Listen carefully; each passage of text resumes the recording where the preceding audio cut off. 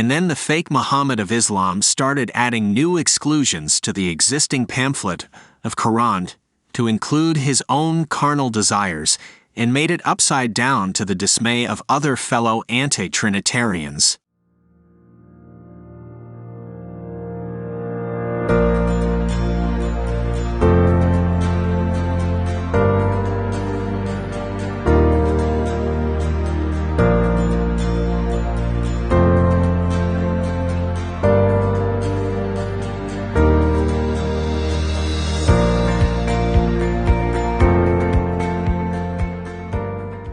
Welcome to the 4th episode of this series.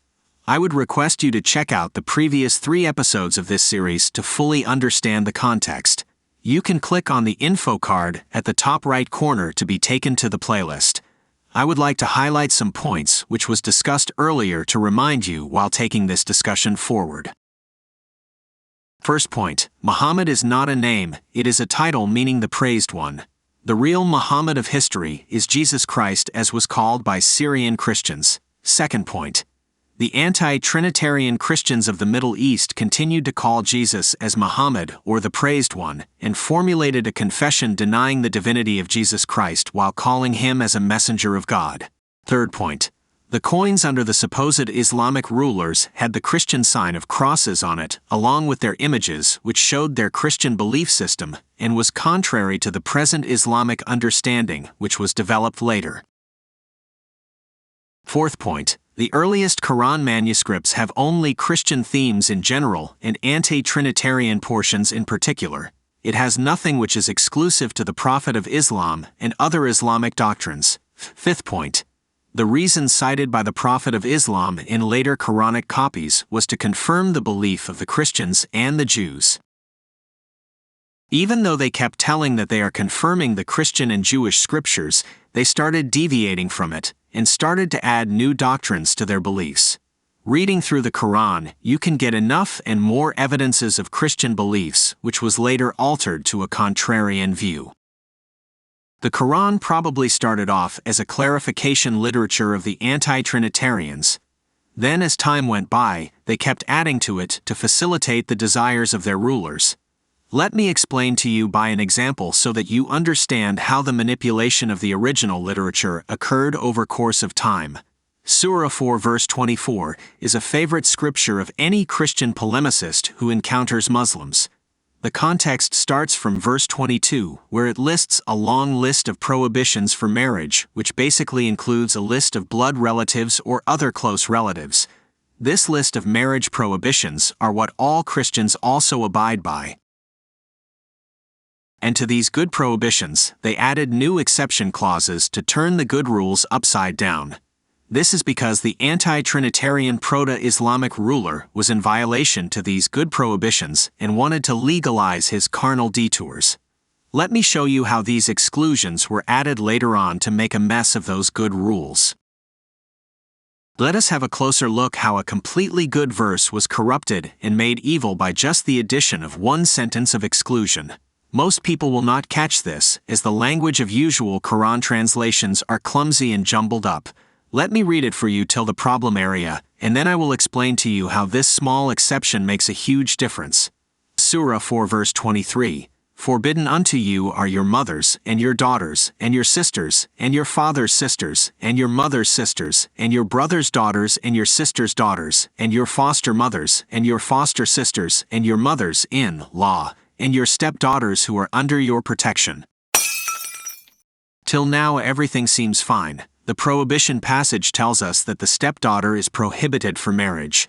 This is the portion where the exclusion is added. Now notice this highlighted portion where it says that the stepdaughter is prohibited only if you did not have sex with your new wife. This is about a scenario where you marry a woman who is already having a daughter. You might be wondering, what is the catch? The writer is adding a loophole into the verse where you can have sex with your stepdaughter. All that you need to do is not to have sex with your newly married wife, but first have sex with her daughter. Once you have had sex with the daughter, she is no more prohibited for you. As her mother is already your wife, you can have the cake and eat it too. Both of them become your wives.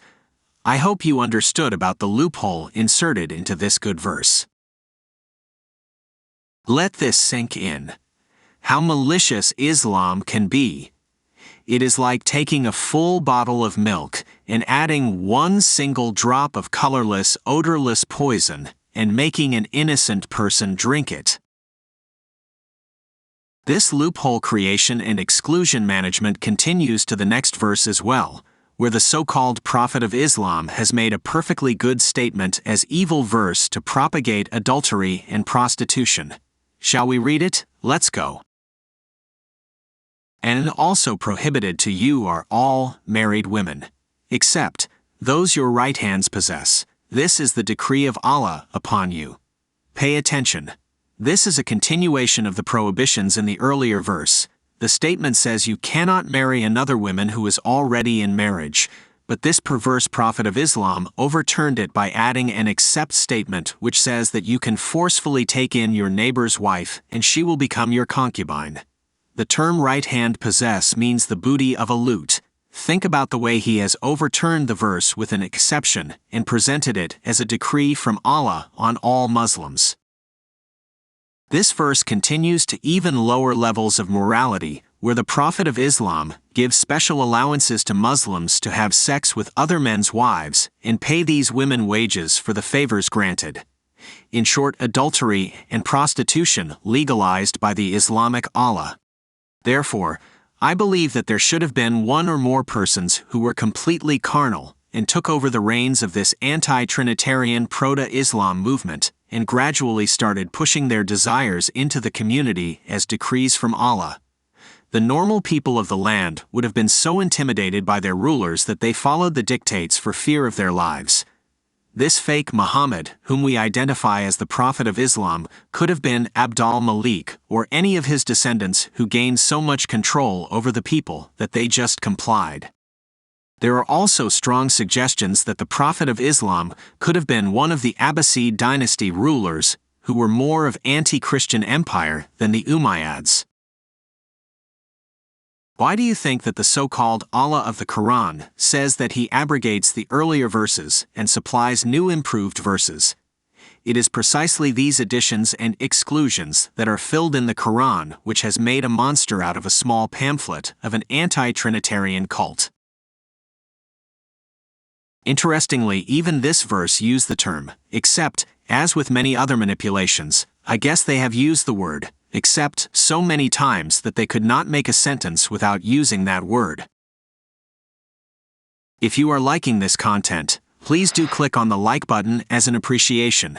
If you have not yet subscribed, please do subscribe by clicking on the subscribe button, and also ensure that you select the bell icon to receive the notifications of all new videos. One possible reason why they don't take the name of the Prophet of Islam is because it's not a single person, but more than one individual who took over the title of Muhammad over a longer span of time. Even in the Hadiths they use the title, Allah's Apostle, and never a name. Christians may call their leaders servant of God. But that term does not stick to one individual. It can be applied to others as well. Similarly, the term Allah's Apostle or Muhammad could have been shared by more than one person. Whatever may be the identity of the so-called Prophet of Islam, it is open to speculation and investigation. There is no point in following the Islamic version, as that is not supported by any secular historians of that era. There is absolutely no evidence of the Islamic Muhammad other than the Islamic stories, which are highly suspicious. Moreover, they have a doctrine which asks them to lie to preserve the story. With such pressures, there is no way we should be trusting the Islamic sources. So that you understand that Islam is a creation of Satan and has been created for the sole purpose of the final battle of the end time, through the Antichrist figure, let me cite a verse which shows the fingerprint of Antichrist in it. One of the eschatological passages which is associated with the coming Antichrist is in Daniel chapter 9 verse 27.